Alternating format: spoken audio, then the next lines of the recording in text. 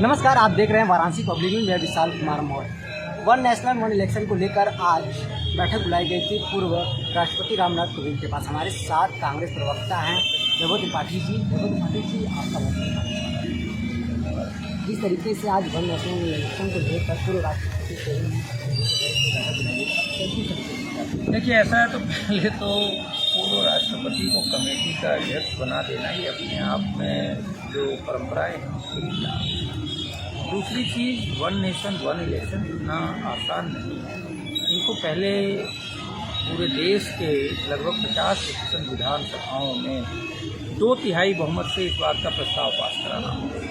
फिर हो जाएगा तो फिर इनको लोकसभा में 2/3 से और राज्यसभा में 2/3 से पास कराना होगा, जो कि संभव नहीं है। मतलब इससे साफ जाहिर होता है कि ये सरकार हार देखकर घबराई हुई इंडिया और इंडिया वालों के डर है। और इंडिया का जो गठबंधन है वो जनता के दबाव में बना है, क्योंकि जनता बेरोजगारी, महंगाई से त्रस्त है, आर्थिक असमानता से त्रस्त है, गिरती स्वास्थ्य व्यवस्था और शिक्षा व्यवस्था से त्रस्त है। जनता चाहती है कि इनका जो झूठ 2 करोड़ लोगों को रोजगार, किसानों की आय दुगनी करेंगे, महिलाओं पर अत्याचार कम करेंगे, देश को आगे ले जाएंगे, ये सारी बातों के खिलाफ जनता इनकी बात समझ गई है कि ये कहते कुछ हैं और करते कुछ हैं। उन्होंने कहा सबका साथ, सबका विकास, लेकिन इन्होंने सबका साथ तो लिया और 2 बार जनता ने इनका साथ दिया। और ये विकास करते हैं सिर्फ और सिर्फ अडानी और 2-4-10। तो सोनिया गांधी ने आज पीएम मोदी को पत्र भी लिखा है। उन्होंने कहा कि बैठक बुलाई गई, कोई जानकारी नहीं रही। बैठक बुलाने के लिए पहले सीएम को और एक पत्र लिखा जाता है। नहीं, जाहिर सी बात है, सोनिया गांधी ने कहा है वो नेता है और पार्लियामेंट्री कोर्ट में वो है, और ये अधिकार है विपक्ष के नेताओं का कि उनको बिना बताए ऐसे सत्र, आज तक आप 5 बार विशेष सत्र, आप 5वां है, कभी ऐसा नहीं हुआ। तो आप गुपचुप क्यों कर रहे हैं? आपके मन में कुछ मेरी सवाल तो बताएं। और ये अधिकार है हमारा कि हम पूछ सकते हैं कि इस वजह से विशेष सत्र आपने बुलाया। सर्जिकल स्ट्राइक हुआ, पुलवामा हुआ, 42 जवान हमारे शहीद हुए, तब आपने विशेष सत्र नहीं बुलाया। मणिपुर में कारगिल के योद्धा की पत्नी को आपके स्टेट गवर्नमेंट की पुलिस ने भीड़ के हवाले कर दिया और उसके साथ जघन्य अपराध हुआ। 4 महीने से मणिपुर जल रहा है, हजारों लोग विस्थापित हैं, लाखों लोग, सैकड़ों लोग मर चुके हैं, तब आपने नहीं बुलाया। ऐसी कौन सी आपात स्थिति है जो गुप्त तरीके से चोरी किया कर सकते हैं? ये पूछने का अधिकार है, जनता भी ये बात जानना चाहती है। लेकिन हमको लगता है कि सरकार जो है वो सिर्फ और सिर्फ अडानी के मुद्दे को भटकाने के लिए, जिसमें कि गार्डियन ने छापा है, इकोनॉमिक टाइम्स ने छापा है, और उस रिपोर्ट में ये छापा है कि हमारे पास एविडेंस है कि अडानी ने गलत किया है और इसका पुख्ता एविडेंस है। अगर वो चाहें तो हम जांच में भाग देंगे। तो उस मुद्दे को कैसे भटकाया जाए, क्योंकि मोदी जी को अडानी को बचाना है। देश डूबे तो डूबे, अडानी को नहीं डूबने देना है, अडानी को बचाते रहना है। क्योंकि वो लोग कहते हैं कि अडानी के ऊपर हमला, देश के ऊपर हमला है। ये कभी नहीं हो सकता। वो चाहे अडानी हो, चाहे कोई भी उद्योगपति हो, उसके ऊपर हमला या उसके भ्रष्टाचार की जाँच की मांग हमेशा देश हित में रही है। लेकिन ये उल्टी दंगा बढ़ाने वाली सरकार है, जिनको सिर्फ पूंजीपतियों से मतलब है। गरीब आदमी का घर चलाना मुश्किल हो गया है। इन्होंने कहा था बहुत हुई महंगाई की मार, बहुत ही महंगाई की मार जब बोला इन्होंने तो लोगों को लगा सत्ता आएगी, मोदी जी सरकार आएगी तो महंगाई कम होगी। जो 70 का पेट्रोल है वो 35 में हो जाएगा, जो 60 का डीजल है तो 30 में हो जाएगा, 410 का जो गैस सिलेंडर है वो 200 में हो जाएगा। जनता ने तो ये सोचा था, लेकिन इन्होंने क्या किया, 70 का पेट्रोल 100 कर दिया, 60 का डीजल 90 कर दिया और 410 का सिलेंडर 1200 कर दिया। नहीं, लेकिन तो 200 रुपये खर्च होगा। मैं वही कह रहा हूँ कि 9 साल तक आप वसूली करते रहे तो उस गरीब जनता के जेब से तो पैसे गए और वो किसी न किसी अमीर कारोबारी के पास गए, वो लेके भाग गया। मोदी जी के बहुत करीबी हैं हरीश साल्वे, जो वन नेशन वन इलेक्शन में हैं मेंबर। उस हरीश साल्वे ने इस उम्र में तीसरी शादी की है और उसकी शादी में भ्रष्टाचारी ललित मोदी आया था।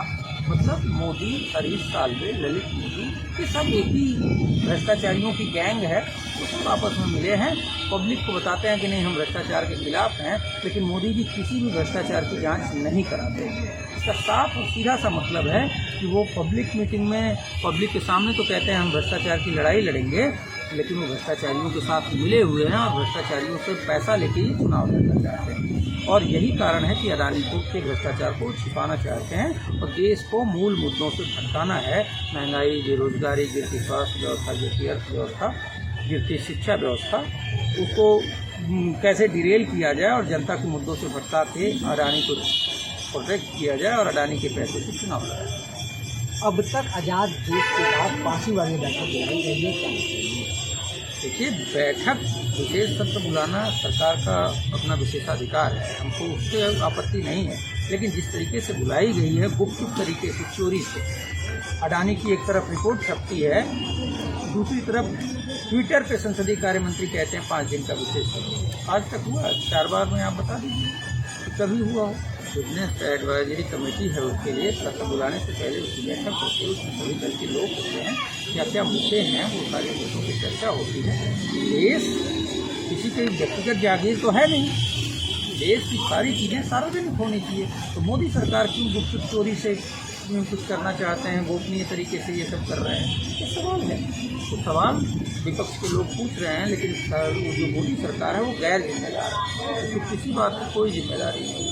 पूछा 42 जवान हमारे शहीद कैसे हुए, कोई जवाब नहीं देंगे। उस घटना में जो डीएसपी था उसको आपने जमानत कैसे दे दी।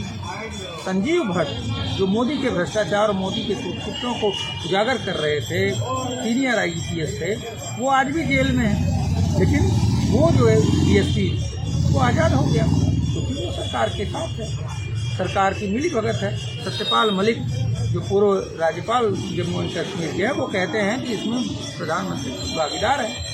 उन्होंने बोला कि 400 करोड़ 600 करोड़ की रिश्वत मुझे दी जा रही थी, हमने मना कर दिया। उसके बाद फिर दूसरे व्यक्ति आके उसी टेंडर को पास करते हैं। तो जो 600 करोड़ हमको मिलने थे तो किसी ने तो उठाया। उन्होंने कहा कि मोदी को भ्रष्टाचार से कोई गुरेज नहीं है। इस बात की जांच क्यों नहीं होनी चाहिए? जो आप पुलवामा की जांच नहीं कराएंगे, जो 500 का राफेल 1600 करोड़ में खरीद रहे हैं उसकी जांच आप नहीं कराएंगे, अभी आपने ड्रोन की डील की है उसकी जांच नहीं कराएंगे। तो जब आप जांच नहीं कराएंगे तो कैसे भ्रष्टाचार की आप लड़ाई लड़ना चाहते हैं? कांग्रेस की सरकारों पर देख लीजिए, आपने आरोप लगाया था, आप जांच हुई, जो दोषी थे या जिनके ऊपर आरोप थे वो मंत्रिमंडल से उनको हटाया गया।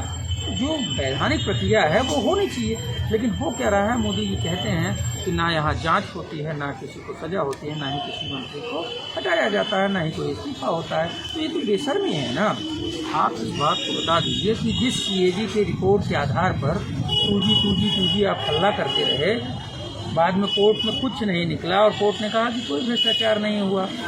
मोदी जी को शर्म आनी चाहिए, उस बात के लिए माफ़ी मांगनी चाहिए देश से। और मैं एक बात और कहता हूँ कि सीएजी की रिपोर्ट अभी आई है, जो 18 करोड़ की सड़क बननी थी 1 किलोमीटर, उसके लिए 250 करोड़ रुपए खर्च किए गए। तो ये भ्रष्टाचार है कि नहीं? सीएजी की रिपोर्ट को भ्रष्टाचार, इसकी जांच क्यों नहीं कराते हैं मोदी जी? प्रधानमंत्री जन आरोग्य जिसमें स्वयं प्रधानमंत्री शामिल है, उसमें हजारों करोड़ का घोटाला हुआ है। एक ही नंबर पे 10-10 लाख लोग, अब आप सोचिए 10 लाख लोग, एक ही नंबर पे 5 लाख गुणे 10 लाख जोड़ दो, कैलकुलेट कर लो आप कितना बड़ा घोटाला है। एक नंबर पे 3.5 लाख लोग, एक नंबर पे 7.5 लाख लोग, तो सारा कैलकुलेट करेंगे तो जांच उसकी नहीं होगी। प्रधानमंत्री जी इस राफेल डील में डायरेक्टली, ना विदेश मंत्री को कोई खबर, ना वित्त मंत्री को कोई खबर, ना ही रक्षा मंत्री को कोई खबर। सारी डील फाइनल किसने की? प्रधानमंत्री जी। उसमें भी प्रधानमंत्री डायरेक्ट इन्वॉल्व हैं। प्रधानमंत्री इसलिए जांच नहीं कराते हैं क्योंकि सारे भ्रष्टाचार में प्रधानमंत्री कहीं न कहीं सीधे तौर पे इन्वॉल्व है और उनको डर लगता है कि अगर जांच हुई तो मुझे ही जेल जाना पड़ेगा। यही कारण है कि जो विपक्षी गठबंधन इंडिया है उससे डरे प्रधानमंत्री जी को, इंडिया और इंडिया वालों से डर लग रहा है क्योंकि ये जो गठबंधन है वो जनता के दबाव में है, तो जनता इनको बदलना चाहती है। सरकार बदली तो इन मामलों की जांच होगी, और जांच हुई तो प्रधानमंत्री को जेल जाना पड़ेगा। इसी बात का भय है उनको, इस वजह से जनता के मुद्दों को हटा रहे हैं और ये चाहते हैं कि किसी भी तरह हम हथिया लें सत्ता को और जनता के अधिकारों का हनन। वन नेशनल और वन इलेक्शन को किस तरीके से आप उसका समर्थन करते हैं? वो गैर व्यावहारिक है, ऐसा आज़ादी के बाद पहले होता रहा, लेकिन जो व्यावहारिक दिक्कतें आती हैं कि असेंबली अगर भंग हो गई, कोई सरकार बीच में गिर गई, कोई आपात स्थिति हो गई, तो क्या चाहते हैं वहाँ की सरकार, मतलब 1 साल बाद अगर कोई सरकार यहाँ बनी 1 साल के लिए और 1 साल बाद गिर गई तो 4 साल वहाँ राष्ट्रपति शासन रहेगा, वहाँ इलेक्शन होगा कि नहीं? तो ये व्यावहारिक दिक्कत है। लेकिन जो जाहिल लोग हैं, अनपढ़ लोग हैं, उनको क्या पता, और उनको इस बात से भी कोई फर्क नहीं कि अगर राष्ट्रपति शासन लगेगा या राज्यपाल का शासन हो जाएगा तो जनता के अधिकार मरेंगे, उसमें विकास कार्य रुकेंगे और होगा।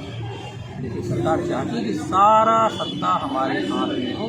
ये चाहते हैं हिटलरशाही, तानाशाही, ये सारी चीज़ें एक साथ हमारे हाथ में हो, ये करना चाहते हैं। कोई इसमें दिक्कत नहीं है, वो करना चाहें। एक और बात बता दूं कि वन नेशन वन इलेक्शन के लिए इनको पहले पूरे देश की आधी विधानसभाओं के सदन से 2/3 बहुमत से इस बात के लिए प्रस्ताव पास कराना होगा। इतना आसान नहीं है, वो नहीं होगा। वो होने के बाद लोकसभा में 2/3 बहुमत से और फिर राज्यसभा में 2/3 बहुमत, अलग अलग, ऐसा नहीं है कि आप ज्वाइंट सेशन बुला के कर लेंगे, अलग अलग 2/3 से पास कराना होगा। वो भी आप नहीं कर सकते हैं। तो है क्या कि इस शिगुफा को छोड़ के जनता में एक ऐसी बहस कर दो कि जनता में महंगाई, बेरोजगारी, अशिक्षा जैसी अर्थव्यवस्था की चर्चा न हो, चीन के मामले की चर्चा न हो, अडानी के भ्रष्टाचार की चर्चा न हो। भ्रष्टाचार की जांच आप कराएंगे नहीं, इसलिए आपका भ्रष्टाचार छिपा है। मैं ये आरोप लगाता हूँ प्रधानमंत्री की सरकार आकंठ भ्रष्टाचार में डूबी है। तो क्या लगता है आने वाले 2024 के लोकसभा चुनाव में इसका असर देखने को मिलेगा? कोई असर नहीं है, जनता इन बातों को समझ गई है, जनता को पता है ये सिर्फ नौटंकी करते हैं। और मुझे पूरा यकीन है कि मैं जनता के बीच जाता हूँ, लोगों की भावनाओं को समझ रहा हूँ, देख रहा हूँ, लोगों से चर्चा कर रहा हूँ। मुझे इस बात का पूरा यकीन है कि 2024 या हो सकता है ये विशेष सत्र बुलाए हैं, हो सकता है लोकसभा का चुनाव पहले भी कर दें। आगामी लोकसभा चुनाव नरेंद्र मोदी सरकार 100% कोई शंका नहीं है।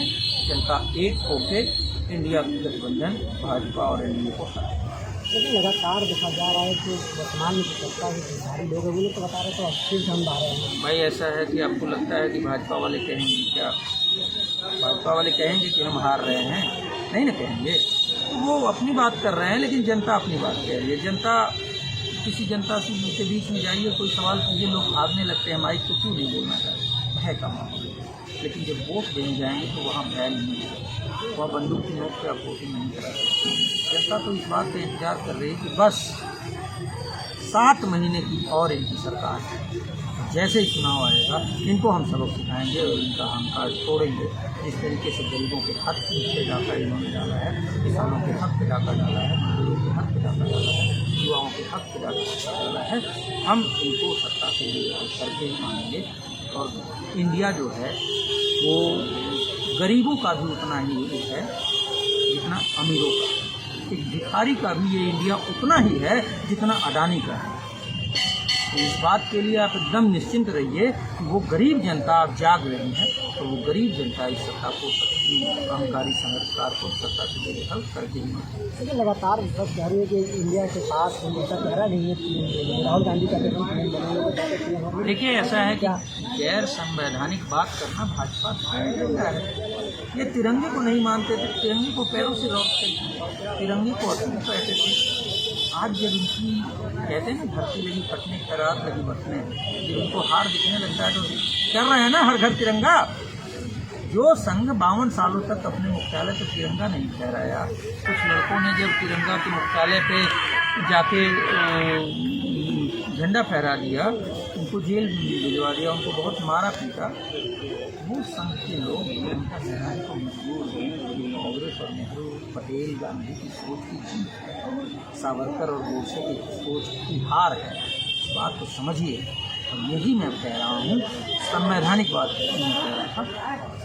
हमारे संविधान में इस बात का प्रोविजन है, हमारे वहाँ प्रेसिडेंशियल फॉर्म ऑफ डेमोक्रेसी नहीं है अमेरिका और इंग्लैंड। हमारे वहाँ जनता अपने जनप्रतिनिधि को चुनती है, फिर जनप्रतिनिधि अपना नेता चुनते हैं, वही नेता मुख्यमंत्री और प्रधानमंत्री। लेकिन ये क्या करते हैं कि नहीं हमारा नेता ये होगा पहले ही, मतलब जनता पे थोपते हैं। तो कांग्रेस या विपक्षी दल कभी भी ऐसा नहीं करते। कांग्रेस इतिहास से आज़ादी के बाद से आज तक कभी भी प्राइम मिनिस्टर कैंडिडेट नहीं घोषित की, मुख्यमंत्री कभी नहीं घोषित की, क्योंकि ये प्रक्रिया है। और मजबूरन ये भाजपा के लोग भी भले वो घोषित कर दें कि हमारा ये चेहरा है, लेकिन करते क्या है कि जब चुनाव जीतता है, रिजल्ट आने के बाद वो भी अपने दल में बैठक करते हैं और किसी को नेता चुनते हैं। तो ये क्या नौटंकी है? आपने पहले जब घोषित कर दिया तो चुनने का नौटंकी क्यों करते हो? क्योंकि वो जानते हैं कि संविधान की प्रक्रिया है, तो संविधान में हमको ये करना भी पड़ेगा। ये मजबूर हैं, सत्ता लोग तो संविधान की बात करेंगे। इन बातों को समझिए, ये गैर संवैधानिक जनता के हकों को लूटने वाली सरकार है। और जनता इस बात के लिए एकदम, आप इस बात को वन नेशन वन इलेक्शन हो जाने से क्या फर्क पड़ जाएगा? जनता को महंगाई से राहत मिल जाएगी। ये तो कह रहा है कि चुनाव के खर्च बढ़ जाएगी। समय चुनाव के खर्चे, जो लाखों करोड़ का आपने लोन दिया है अडानी को, जो लाखों करोड़ का भ्रष्टाचार अडानी ने किया है, अगर उसकी जांच हो जाए और वो पैसे मिल जाए, जनता को फायदा नहीं होगा। ललित मोदी जो लेके भागा है वो मिल जाए तो जनता को फायदा नहीं होगा। नीरव मोदी को जो लेके भागा है उसमें जनता को फायदा नहीं होगा। विजय माल्या आपके मंत्रियों से मिल के उसके बाद देश छोड़ के गया, उसका पैसा मिल जाएगा तो देश को फायदा नहीं होगा। आप कहते थे ना, काला धन आएगा 15 लाख जनता को मिलेगा, और जो 2014 में फिगर थी कि विदेश में बैंकों में जो काला धन पड़ा है उससे 4 गुना हो गया विदेश में धन। तो मोदी जी आज फिर बोले कि हम ले आएंगे, और पहले 15 लाख दे रहे थे अब 60 लाख देंगे। उसके लिए क्या नहीं कर रहे हैं? आज मैं सवाल कर रहा हूँ कि 2014 चुनाव के बाद एक बार भी मोदी जी ने इस बात का जिक्र किया कि काला धन आ रहा है और 15 लाख मिल रहे हैं? क्यों? क्योंकि उनको सत्ता से मतलब है, सत्ता में आने के लिए उन्होंने झूठ बोला। और देश इस दौर को एक झूठे प्रधानमंत्री के दौर की तरह याद करेगा। और देश का दुर्भाग्य है कि प्रधानमंत्री लाल किले से भी खड़ा होकर झूठ बोलता। तो क्या लगता है प्रधानमंत्री नरेंद्र मोदी का संसदीय क्षेत्र वाराणसी है, इनके विपक्ष में कौन चेहरा होगा? देखिए, विपक्ष में कौन चेहरा होगा ये तो पार्टी की अपनी आंतरिक व्यवस्था है, और उस पर अभी कोई भी ये नहीं कह सकता। मोदी कह सकते हैं, भाजपा कह सकती है कि नहीं हमारा तो यही होगा। हमारे में एक प्रक्रिया है, कैंडिडेट चुने जाने की भी प्रक्रिया है। जब चुनाव होगा तो उस टाइम पर ये चीज़ होगी और आम राय बना के एक मजबूत कैंडिडेट लड़ेगा, जिससे कि मजबूती से चुनाव लड़े। तो मोदी जी तो बनारस छोड़ के भागने वाले हैं। मैं आपको अभी बोल देता हूँ कि मोदी चुनाव बनारस से नहीं लड़ेंगे, तो तुमको पता है कि जनता की पोल खुल गई है जनता के सामने, और जनता इस बार एक हो रही है, मुझे हार जाना पड़ेगा। हो सकता है वो तुरंत वापस भाग के हमसे हमसे बात करने के लिए बहुत बहुत शुक्रिया। जिस तरीके से हमारे साथ कांग्रेस के प्रवक्ता जी उन्होंने बताया कि वन नेशनल वन इलेक्शन को लेकर बिल तो आएगी, लेकिन बिल तो पहले पास तो करा ले, उनको 2/3 बहुमत से पास करना होगा। वाराणसी से विशाल कुमार, वाराणसी पब्लिक।